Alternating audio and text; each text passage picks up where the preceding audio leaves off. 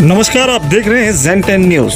जनता का मूड। मुंबई महानगर पालिका के चुनाव का रण संग्राम तेजी से आगे बढ़ रहा है। ज़ेन10 न्यूज़ की टीम विभिन्न वार्डों की सर्वेक्षण कर जनता का मूड जानने का प्रयास कर रही है। हमारी टीम ने चांदीवली विधानसभा के वार्ड क्रमांक 156 में एनसीपी के कैंडिडेट नेहा राठौर से मुलाकात, उनसे बातचीत की। साइंस की ग्रेजुएट नेहा राठौर ने विभिन्न मुद्दों पर बात की और अपने चुनाव लड़ने के कारणों को बताया। नेहा राठौर ने बताया कि वह मुंबई महानगर पालिका के वार्ड क्रमांक 156 के गरीबों की आवाज बनकर वार्ड में विकास के मुख्य धारा में लाना चाहती हैं। हमारी विशेष रिपोर्ट में पेश है नेहा राठौर से बातचीत की महत्वपूर्ण अंश। देखिए हमारी ये खास report. NCP candidate Neha Rathore के कार्यालय में आए थे।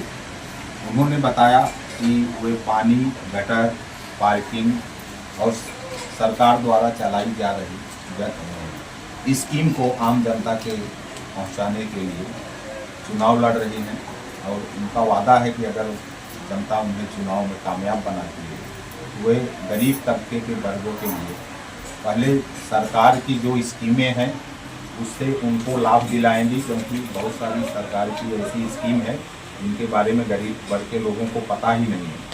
और उनका ये विश्वास है कि पढ़े लिखे नौजवान और युवा महिला अगर इस वार्ड से आती है तो वे गरीब तबके की एक आवाज़ बनकर नगर पालिका तक जाएगी। अब देखते हैं 16 तारीख को उनके भाग्य में क्या लिखा है। आपका नाम बताइए। नमस्कार, मेरा नाम नेहा राठौर है। आप सभी को मेरा प्रणाम। जैसे कि आप जानते हैं, मैं 156 चांदीवली विधानसभा से उम्मीदवार हूँ, राष्ट्रवादी कांग्रेस पक्ष से। और जो हमारे पार्टी के जो भी वरिष्ठ नेता हैं उन सभी को मैं धन्यवाद कहूँगी कि उन्होंने मुझे, अजीत दादाजी है, नवाब मलिक जी है, सिद्धांत कांबड़े सर है और भी पार्टी के कई वरिष्ठ नेता हैं जिन्होंने मुझ पर विश्वास किया है। जी, जिंटू भाई भी है, उनका नाम जो है उनको जिंटू प्यार से बोलते हैं, सुरेंद्र सिंह जी उनका नाम है। उन सभी को मैं धन्यवाद करूँगी कि उन्होंने मुझ पे विश्वास किया है और वो चाहते हैं कि वो भी चाहते हैं और सभी जनता जनार्दन चाहती है यहाँ पे कि कोई महिला एजुकेटेड पीढ़ी आगे आए। आप इलेक्शन क्यों लड़ रही हैं और आपको जनता क्यों जीता है, इसके बारे में कुछ बता सकते हैं? अगर मैं एक छोटा सा एग्जाम्पल कहूँ आपको, एक जैसे उदाहरण होते हैं वैसे कहूँ तो अभी देख सकते हैं आप कि सभी की रैलियाँ चल रही है, सबकी रैली चल रही है, प्रचार सभी का चालू है। तो ऐसे ही रैली करते करते मुझे तो ये पता है कि हाँ, हमारे जो बेसिक नीड्स है वो सभी को मिलने चाहिए। तो बेसिक नीड्स जो होते हैं उनमें से 5 होते हैं। तो 5 ये डेली बेसिक नीड्स ऐसे होते हैं, उसमें होता है शिक्षा, उसमें होता है मेडिकल, उसमें होता है एजुकेशन प्रॉपरली, उसके अलावा होता है हमें क्लीन और बोलते हैं ना सुशोभित रास्ते, और उसके अलावा हमारा अगर कुछ होता है तो वो है नगर लेवल का विकास। अगर हम कहने जाएंगे तो उसके अलावा एक चीज़ होती है जो है प्रॉपर नगर लेवल की चीज़ें, वाटर सप्लाई, प्रॉपर रोड की समस्याएं, जैसे गार्बेज हो गया, ये सब चीज़ें हैं, करेक्ट। तो अगर मैं एक एग्जाम्पल लेने जाऊँ नगर लेवल की चीज़ों में, इसके अलावा भी बहुत सारी चीज़ें होती है। आपके वार्ड में समस्याएं क्या हैं? हमारे वार्ड में तो अभी के नगर सेवक है वो तो काम कर रहे हैं, ठीक है, जो जिन्होंने 10 साल काम किया है, लेकिन उनके काम पे तो मैं यही बोलूँगी कि उनका काम तो सही है, वो काम तो अपने तरीके से जैसे करना है करते हैं।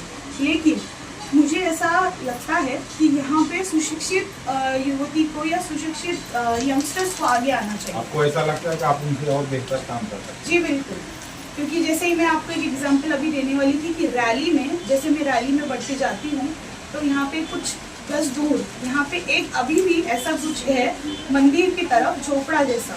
तो उनका जब मैंने घर के बारे में उनको पूछा कि आज इस टाइम पे जब जहाँ पे लोग होते हैं ना 1.5 से 2 करोड़ के फ्लैट्स में रह पाते हैं, वो ले सकते हैं और वो इतना अफोर्ड कर पाते हैं, ऐसे टाइम पे वो जो महिलाएं, वो जो परिवार है अभी भी ऐसे झोपड़े जैसे सिचुएशन में रहते हैं। और मैंने जब उनसे बात की, उनसे मुझे परिचय किया, पता चला कि वो पिछले 20 साल से वैसे ही रहते। तो उनको इस चीज़ का ज्ञात नहीं है कि हमारे PM Modi ji, prime minister जी है हमारे, उन्होंने गरीब आवास योजना ऐसा एक स्कीम बनाया है जहाँ पे पर्टिकुलर अमाउंट अलॉट किया जाता है बेसिस ऑन दी एरिया, हर एक इंसान के लिए, हर एक नागरिक के लिए। तो अगर यहाँ पे कोई एजुकेटेड और कोई ऐसा जानकार इंसान यहाँ पे आएगा एज ए नगर सेवक, तो वो यंगस्टर हो या किसी भी एज श्रेणी का हो, लेकिन एक एजुकेटेड पर्सन आएगा तो मुझे लगता है कि ये जो चीज़ें हैं, ये जो गैप है जो सरकार और नागरिक के बीच है, ये फुलफिल होंगी। ठीक है, अगर आपको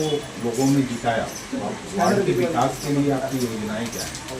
वार्ड के विकास के लिए तो बिल्कुल मेरा सबसे पहला जो कदम होगा, तो जैसे मैंने आपको अभी पॉइंट आउट किया कि मेरे जो सरकार के, हमारे जो सरकार के सारे स्कीम्स है जो हर एक नागरिक को लागू होने चाहिए, उन तक पहुंचने चाहिए। मेरा एक मुद्दा होगा कि सबसे पहले वो होगा, उसके बाद का अगर मेरा विकास की बात आप चलेंगे तो आप देख सकते हैं यहाँ पे रोड सड़कें सही नहीं है, अभी पार्किंग की समस्या है, कचरे की समस्या है, पानी की समस्या है ऊपर तुंगा की तरफ।